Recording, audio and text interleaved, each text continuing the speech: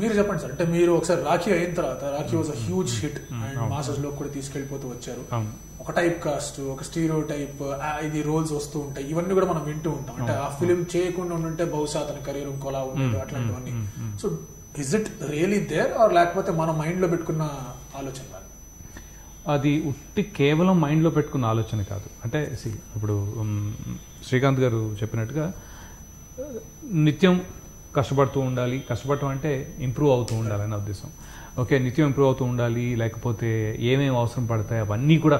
ఒక ఆర్టిస్ట్ అనేటప్పటికీ చాలా ఈజీ, ఎంత సింపుల్ ఆర్టిస్ట్ అంటే ఎంత సింపుల్గా ఉందో అది అంత కాంప్లెక్స్గా కూడా ఉంటుంది. ఏంటంటే బాడీ బిల్డ్ చేయాలి, అంటే ఈ రోల్కి సూట్ అవ్వాలి, ఆ రోల్కి సూట్ అవ్వాలి, ఇంకో రోల్కి సూట్ అవ్వాలి, హీరోకి సూట్ అవ్వాలి, విలన్కి సూట్ అవ్వాలి, హీరో ఫాదర్కి సూట్ అవ్వాలి.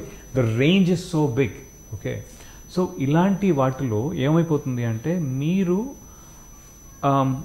మీరు ఫస్ట్ ఇంట్రడ్యూస్ అయ్యే గొప్ప సినిమా అంటే మీ పరంగా హిట్ అయిన సినిమా ఏదైతే ఉంటుందో, హిట్ అంటే ఏంటి దాని అర్థం? జనాల్లోకి వెళ్ళింది అని, దర్శకుల దగ్గరికి వెళ్ళింది అని, సినిమా ఇండస్ట్రీకి వెళ్ళింది అని. సో ఇలా వెళ్తూ ఉంది అంటే దాంట్లో మీరు ఏ రూపంలో అయితే కనిపించారో అది ఆ రూపాన్ని ఆ పర్టికులర్ స్థాయిని మేము అబ్జర్వ్ చేసుకుంటామని చెప్పి మీ ఏమంటారు సినిమాల ఆపర్చునిటీలు పెరిగిపోతాయి ఒకేసారి. బట్ ఆ క్రమంగానే మీకు అన్ని సేమ్ రోల్స్ వస్తాయి. ఎందుకంటే మిమ్మల్ని ఆ స్థాయిని తీసుకుందాం అనుకున్నారు కాబట్టి, మా మైండ్లో మీరు అలా కనిపించారు కాబట్టి మీరు ఇది అని. అయితే దీంట్లో ఏంటి అంటే ఇక్కడ లక్ ఫ్యాక్టర్ అనేది ఉంటుంది. మీరు ఏ సినిమా అయినా చేయొచ్చు. మీరు టైప్ కాస్ట్ అవుతున్నారా అంటే you are getting type casted because that was the most recognised by, అంతకంటే ఏమీ లేదు. అయితే మీరు ఎంత త్వరగా అక్కడి నుంచి మూవ్ అవుతూ 10 రకాలు చేస్తారనుకోండి, మళ్ళీ వేరే రకంలో ఉన్నప్పుడు అది హిట్ అవుతుందేమో. So that is one people know. ఇప్పుడు మోహన్ బాబు గారు ఎగ్జాంపుల్ అన్నారు. ఆయన ఒక విలన్గా చేశారు, సపోర్టింగ్గా చేశారు, లేకపోతే హీరోగా చేశారు, అన్నిటినీ యాక్సెప్ట్ చేశాం. ఎందుకంటే ఆయన చేసిన ఆ ప్రయత్నాల్లో అన్నీ హిట్ అయ్యాయి లక్కీగా ఒకటి. బట్ ఆయన అంతే ఇదిగా చేశారు కూడా.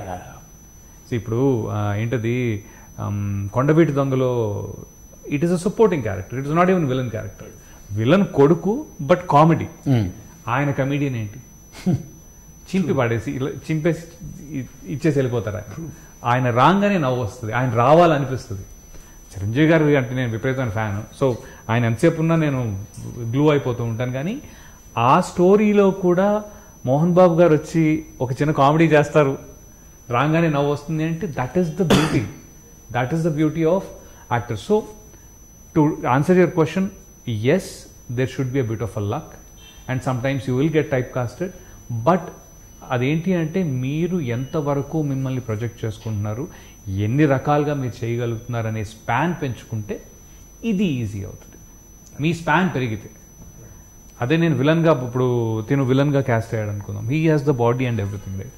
The moment he switches his span to some different supporting character or a hero character or something like that, that is when people will know, oh, he can do all of this, ఇది కూడా చేయగలడు అని.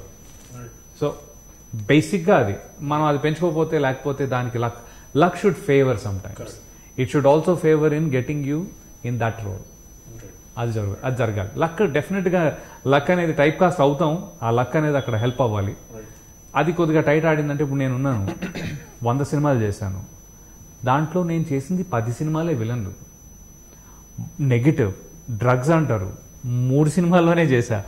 But I'm very known drug addict, Ravivarma drug addict అంటే ఓ రాసేయండి రా పర్లేదు ఏమో ఉందన్నంత సులువైపోయింది. అది నేను చేసింది 3, కానీ 3 హిట్లే. వెన్నెల, క్షణం అండ్ రీసెంట్గా ఇంకోటి చేశానబ్బా, something I did, I don't remember that name. But yeah, 3 it took off అనమాట. So but yeah, that is there. And then after Vanilla released, offers were very fast and very nice, very quick. The industry has nanu industry lo తీసుకుంది actually. So Rakhi, Bommarillu, మళ్ళీ సైనికుడు, classmates, జల్సా, ready, ఇవన్నీ కూడా